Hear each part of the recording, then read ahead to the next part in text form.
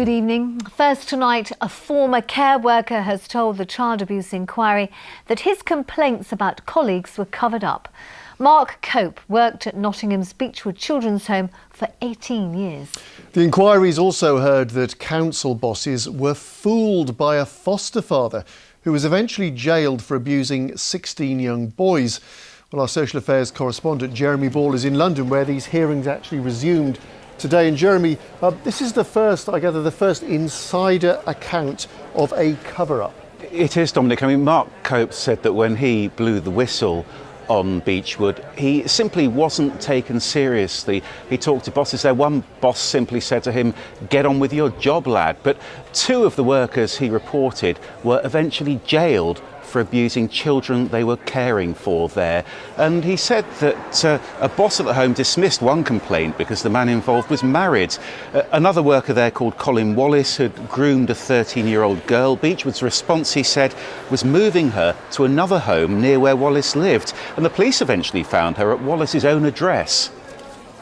I mean, I was absolutely stunned that, we'd sort of played right into his hand, really, by moving her to where we did. Do you think that within the management at Beechwood at that time, there was a culture of cover-up or evasion or failing to take things seriously? I think certain individuals, there was a cover-up.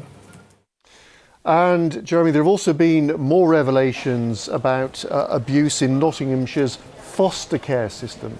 Yeah, they have. We heard that bosses knew that children were being abused by foster carers and that was a real issue as early as 1992. We heard about one case where the manager said the girl who complained was credible, but there simply wasn't evidence to prosecute her foster father. So he was allowed to return to his job, and that job was as a residential social worker. I think one of the things that struck me when I read the documents was the failure to see a whole picture. That maybe a lot of individuals saw snippets of information, but no one person ever put everything together. And that's a real failing, and that's a real regret of mine. So why weren't these children believed? Well, we heard this was because at the time foster carers were held in such high esteem by social workers. One of those carers was Patrick Gallagher. You might remember he was eventually jailed for abusing a string of boys over many, many years, and these were boys he was caring for. Now today, a former manager said Gallagher was dangerous but presented himself as a fool, and that his serious case review didn't learn lessons from what had happened.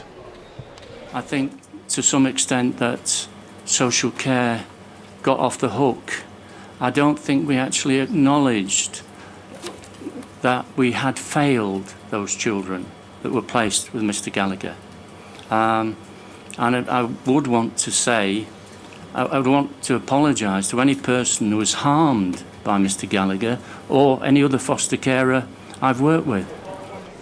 And tomorrow, some of the survivors are going to be back here in London at the Oval Cricket Ground, where they're expecting to hear more evidence about how warnings at Beechwood might have been ignored. OK, Jeremy Ball, thank you.